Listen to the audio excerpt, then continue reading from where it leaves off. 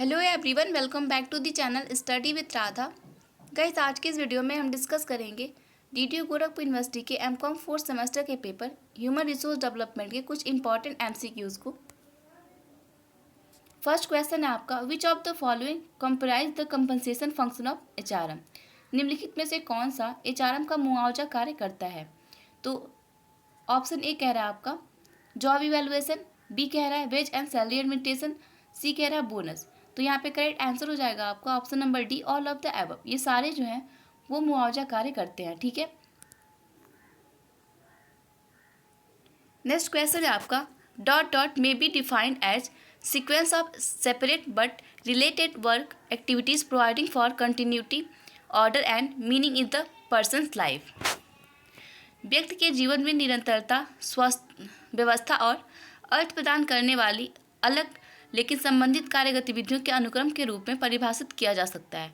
तो यहाँ पर इसका करेक्ट आंसर हो जाएगा करियर। ठीक है, ऑप्शन नंबर हमारा सी करेक्ट हो जाएगा, करियर।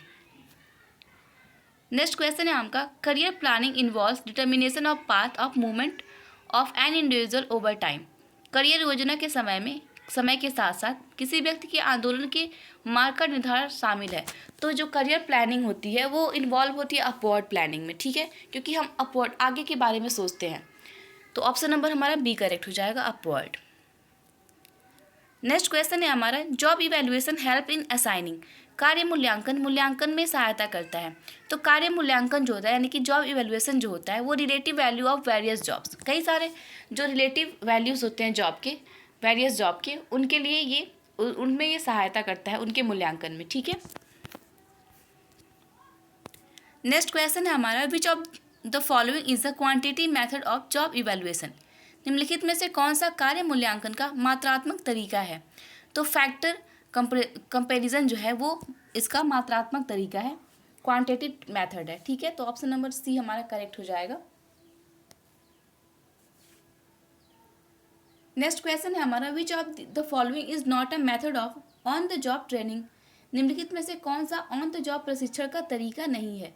तो रोल प्ले जो है वो on the job training method नहीं है। ठीक है, क्योंकि रोल प्ले जो है वो ऑन द जॉब ट्रेनिंग नहीं होती है, क्योंकि जॉब के ड्यूरिंग इसको नहीं बताया जा सकता। तो ऑप्शन नंबर सी हमारा करेक्ट हो जाएगा, रोल प्ले। नेक्स्ट क्वेश्चन है हमारा, इंटरनल रिवॉर्ड एक्सक्लूड, आंतरिक पुरस्कार बहिष्कृत है। तो इसका करेक्ट आंसर हो जाएगा हमारा स्टॉक ऑप्शन। स्टॉक ऑप्शन जो है वो आंतरिक पुरस्कार बहिष्कृत है। ठीक है,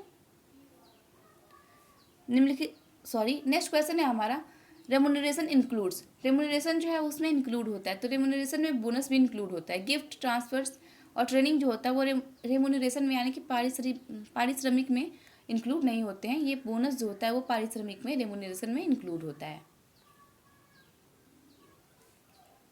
नेक्स्ट क्वेश्चन है हमारा, attractive, motivating and relating are the function of. तो अट्रैक्टिंग, मोटिवेटिंग और रिलेटिंग जो होता है वो कमेटी असाइनमेंट होता है। ठीक है, एक ग्रुप का काम होता है, पूरी कमेटी का काम होता है ये। ठीक है, तो ऑप्शन नंबर सी हमारा करेक्ट हो जाएगा।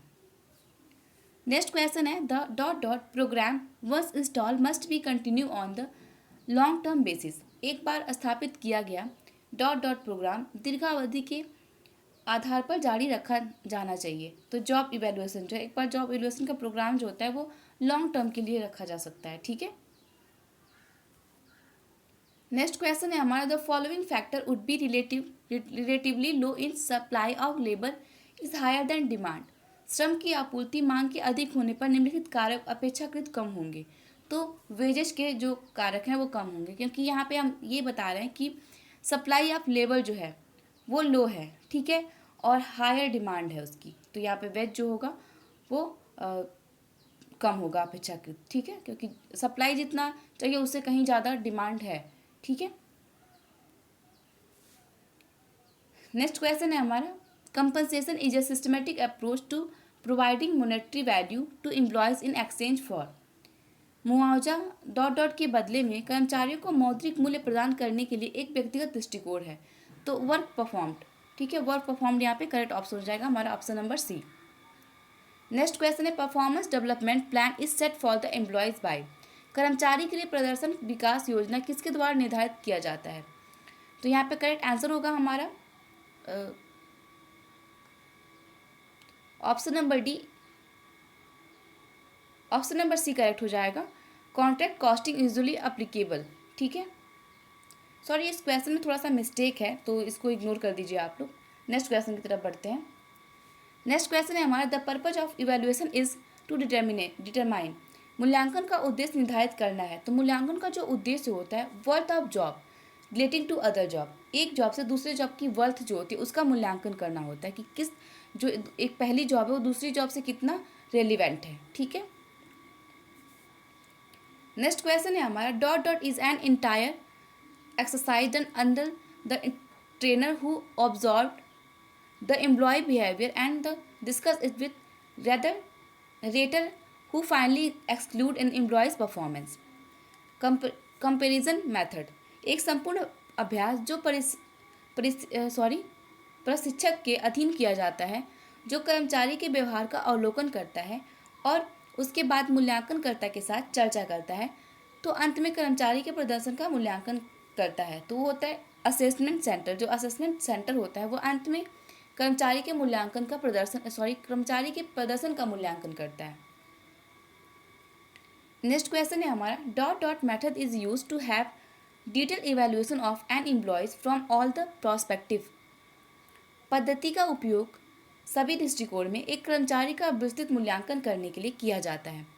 तो यहाँ पे ऑप्शन नंबर डी हमारा करेक्ट हो जाएगा, 360 degree performance appraisal. Next question है हमारा, विच of the following is not a performance appraisal basis biases, ठीक है। निम्नलिखित में से कौन सा प्रदर्शन मूल्यांकन पूर्वाग्रह नहीं है? तो वो हमारा रॉन्ग सर्वे है। रॉन्ग सर्वे जो पूर्वाग्रह नहीं होता है। नेक्स्ट क्वेश्चन है, if a worker has few absence, his supervisor might give him a high rating in all other areas of work. This is an example of dot dot bias in performance appraisal. यदि किसी कर्मचारी की कुछ अनुपस्थिति है, मतलब कि वो बार बार absent नहीं कर रहा है, बहुत कम नंबर्स में absent कर रहा है, तो उसका पर्यवेक्षक कार्य के अन्य सभी क्षेत्रों में उसे उच्च रेटिंग दे सकता है। यह प्रदर्शन मूल्यांकन के डॉट डॉट का पूर्वाग्रह का एक उदाहरण है। तो ये हेलो इफेक्ट का उदाहरण है, ठीक है, क्योंकि जो कर्मचारी है वो अब ज़्यादा अब्सेंस नहीं रह रहा है, उसने बहुत कम फ्यू नंबर्स में अब्सेंस किए हुए हैं। नेक्स्ट क्वेश्चन है हमारा, he is not formally dressed up in the office, he may be casual at work too. This is an example of bias is the performance appraisal. एक औपचारिक रूप में कार्यालय में तैयार नहीं होता है, वह काम की आकस्मिक हो सकता है। यह एक प्रदर्शन मूल्यांकन का डॉट डॉट पूर्वाग्रह का एक उदाहरण है। तो यह हॉर्न इफेक्ट का उदाहरण है। ऑप्शन नंबर सी हमारा करेक्ट हो जाएगा। नेक्स्ट क्वेश्चन है हमारा, first impression is the performance appraisal biases. एक प्रदर्शन मूल्यांकन पूर्वाग्रह में प्रथम प्रभाव दर्शाता है। तो ये प्राइमेसी इफेक्ट दर्शाता है, ठीक है। नेक्स्ट क्वेश्चन है हमारा, a professor with a view to play it safe might give a class grade near the equal to b regardless of the different in individual performance. This is an example of, एक professor इसे सुनिश्चित खेलने के लिए दृष्टि से B के बराबर कक्षा ग्रेड दे सकता है, व्यक्तिगत प्रदर्शन के अंतर की परवाह किए बिना। यह एक उदाहरण है। तो ये सेंट्रल टेंडेंसी का उदाहरण है। ऑप्शन नंबर बी हमारा करेक्ट हो जाएगा। नेक्स्ट क्वेश्चन है, the person who was a good performance in distant past of assure to be okay at present also. This is an example of dot dot biases of performance appraisal. जो व्यक्ति सुदूर अतीत में अच्छा कलाकार था, उसे वर्तमान में ठीक होने की आश्वासन दिया जाता है। यह प्रदर्शन मूल्यांकन के डॉट डॉट पूर्वाग्रह का एक उदाहरण है। तो ये स्पॉइलर इफेक्ट का उदाहरण है। तो आई होप आपको ये सारे क्वेश्चन समझ में आए हो। मिलते हैं नेक्स्ट वीडियो में कुछ और इंपॉर्टेंट क्वेश्चंस के साथ। Thank you, have a good day.